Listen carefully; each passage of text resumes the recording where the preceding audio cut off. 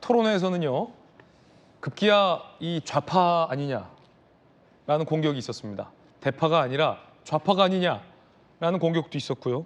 이모부 얘기도 나왔습니다. 전당대회 때 이모부가 소환된 건 전 처음 봤는데 들어보시죠.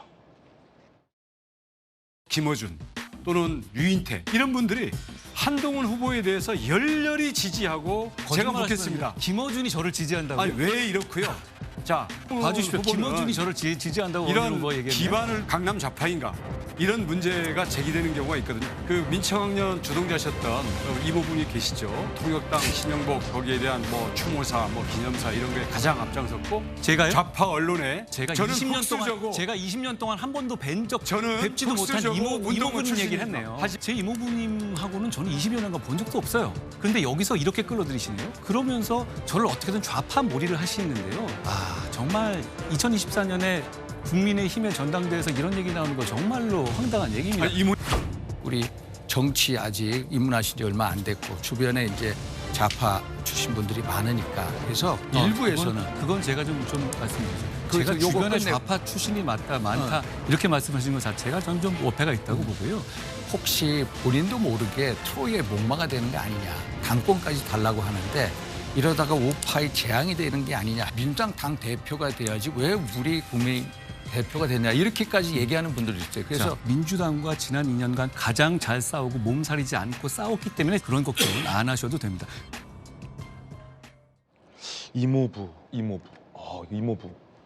저도 지금 저 이모부 못 뵌 지 한참 됐는데 이모부 얘기가 나왔어요. 사실 한동훈 장관 법무부 장관 청문회 때 그 민주당 소속 김남국 당시 의원이 있지도 않은 이모 찾았다가 망신 중에 망신 당했었잖아요. 그렇죠. 이모 씨를 이모라고 잘못 오인했는데 이번에는 원희룡 후보가 이모부의 어떤 정치 성향을 문제 삼았는데 한동훈 후보는 20여 년간 보지도 못했다 이모부 이렇게 답변했어요. 이모부 논란 어떻게 보십니까?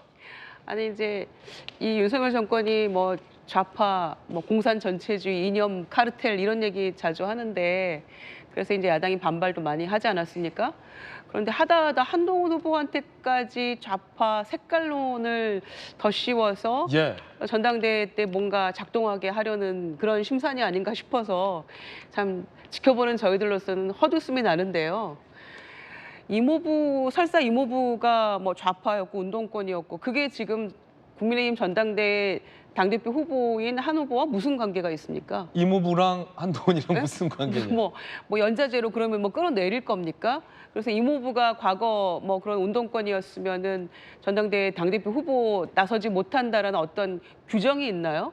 그러니까 이거는 조금 국민의 보편적 상식에 비추어서 좀 얘기가 안 되는 측면이 있는 것 같아요. 그리고 아까 이제 이러저러한 얘기들을 문제 제기를 막 하면서 당무감찰 며칠이면 끝난다 이런 얘기를 원희룡 후보가 하더라고요. 그런데 며칠이면 이 전당대회 끝납니다. 그래서 그 전에 뭔가 본인이 그 정도 문제 제기를 하려면 요만큼이라도 한두 개라도 뭔가 이렇다 할 증거를 가지고 얘기를 해야지 그렇지 않으면은 보편적인 국민의 정서와 상식에 비추어서 굉장히 무책임한 그냥 공세로만 보여질 수 있거든요. 그래서 원희룡 후보가 왜 저렇게까지 할까라는 생각을 하게 되고요.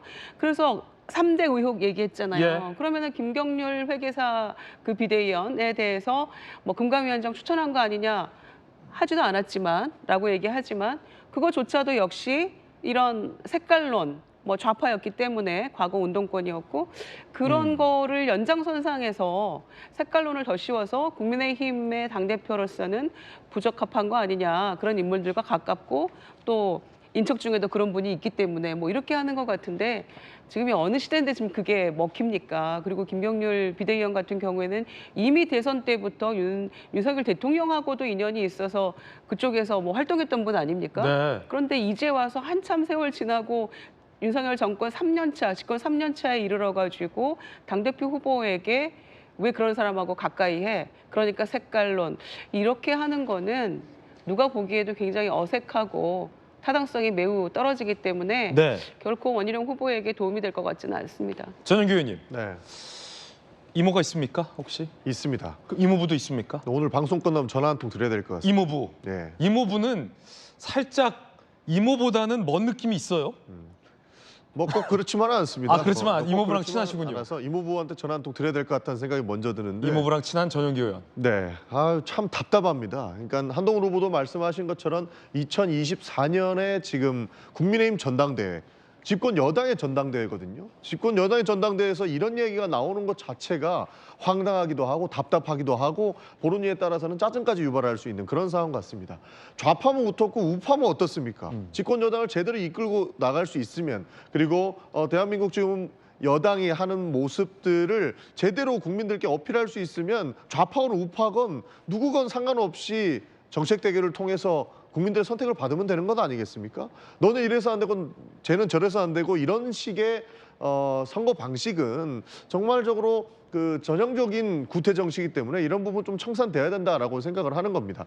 사실 지금 정치권의 뉴스들 보면은 국민들이 짜증이 나는 부분들이 한두 개가 아닌 것 같습니다. 여러 가지 싸움들이 질비해 있는데 같은 당에서까지 의혹 제기하는 것 중에 사실로 확인된 것, 팩트로 확인된 것 하나도 없이 직접적인 그냥 공방만 있는 것 같아요. 이런 부분들은 좀 지양해야 되는 것 아닌가 싶습니다. 사실 저는 민주당 입장에서 국민의힘이 저렇게 싸우면은 좋아할 수 있는 건 아니냐라는 얘기도 많이 듣는데요. 집권 여당의 당 대표를 뽑는 것이고 지금 절체절명의 위기 속에서의 여당 대표를 뽑는 것이기 때문에 야당과의 협치가 무엇보다 중요합니다. 그런데 지금 저런 형태로 싸우고 있는 것을 보면 그냥 국민의 한 사람으로서는 너무나도 황당하게 짝이 없는 그런 상태이기 때문에 조금 더 올바른 정책 대결로 가시기를 저는 고언드리고 싶습니다. 끝나고 이모부한테 전화할 거다. 이모부한 전화하겠습니다. 네, 뭐라고 하실 겁니까? 잘 지내시는지부터 여쭤봐야 되겠는데요. 네. 뭐 한번 생각했다, 생각났다. 우리 네. 시청자들께서도 한 통씩 드리는 게 어떤가 싶습니다. 후보자 본인의 정치 성향을 문제 삼을 수는 있다라고 봅니다. 그런데 오늘 많은 종합신문에서는 이모부의 정치 성향을 문제 삼는 것은 좀 지나쳤다라는 의견이 많습니다. 그런가 하면 이 나경원 후보와 한동훈 후보 간의 설전도 있는데 들어보시죠. 법무부 장관으로서 과연 성과가 있었느냐? 저는 성과가 없었다고 봅니다. 왜 이재명 대표 구속이 안 됐습니까? 영장 왜 기각됐습니까? 좀 당황스럽긴 합니다. 영장이라는 것은 사법부의 판단이잖아요. 그리고 후보님도 판사 출신이시지만 영장이 왜 기각됐는지를 묻는 그 질문은 좀 우문이긴 합니다. 저희는 검찰이 충분히 소명된 내용으로 구속영장을 청구했고 영장이 기각된 것이죠. 오히려 그 영장 발부에 자신이 없었다면 불구속 기소하는 게 맞습니다. 나경원 그러니까 후보님, 당시 영장 이재명에 청구가 대한 아니라- 영장 아니, 청구가 잘못됐다고 말씀하시는 거예요? 제가 지금 말을 잘못했는데요. 그게 아니라 영장이 기각되고 이런 식으로 이재명 대표 지금 구속될 이재명 만한 사안이 대표가 아니라고 생각하시는 겁니까? 말꼬리를 잡지 마시고 제 말씀을 좀 들으세요. 불구속을 왜냐, 했었어야 한다는 말씀하시는 거 아닙니까, 지금? 이재명 대표가 이렇게 그대로 영장 청 기각되고 대표를 하고 있기 때문에 오히려 민주당 지지자들에게는 마치 죄가 없는 것처럼 포장이 될 수 있고 후보님, 하나 구속사유가 더 차고 넘치면 질문하겠습니다. 구속영장을 청구해야죠. 저는 불구속 말하다가 수사를 했었어야 한다? 영장을 이렇게 청구한 말씀하신 거를 건지 이해하기가 비판한 어렵습니다. 것이 아니라 영장이 발부되지 않을 것을 대비해서는 그러면 어떻게 했을까? 전략이 있었느냐? 우리 지지자들은 탄핵이란 말을 입에 올리기도 싫어하잖아요. 그런데 오늘 나 후보께서 탄핵을 막기 위해서 나경원을 찍어야 된다는 취지의 일종의 공포 마케팅을 하고 계세요. 탄핵이란 말을 너무 쉽게 올리시는 건 아닙니까? 이미 국회에서는 탄핵 청원 청문회를 시작했습니다. 아주 안이하게 생각하는 걸 보고 저는 깜짝 놀랍니다. 저는 한동훈 후보의 발언을 보면 금기어를 툭툭 말씀하십니다. 우리가 정치를 할 때 해야 될 말이 있고 안 해야 될 말이 있는데 훅 대통령 말씀을 꺼내실 때 저희가 사실 대통령을 자꾸 끌어들이는 게 굉장히 위험하거든요. 대통령을 끌어들일 수밖에 없는 질문을 계속 이렇게 해놓고 나서 그때 제가 답을 말씀드렸다고 저를 비난하시는 거는 저는 적절하지 않다고 생각하고요. 왜 이재명 대표에 대한 수사, 법무부 장관 재임 시절에 제대로 책임감 있게 하지 못했느냐라는 공방 이어갔습니다.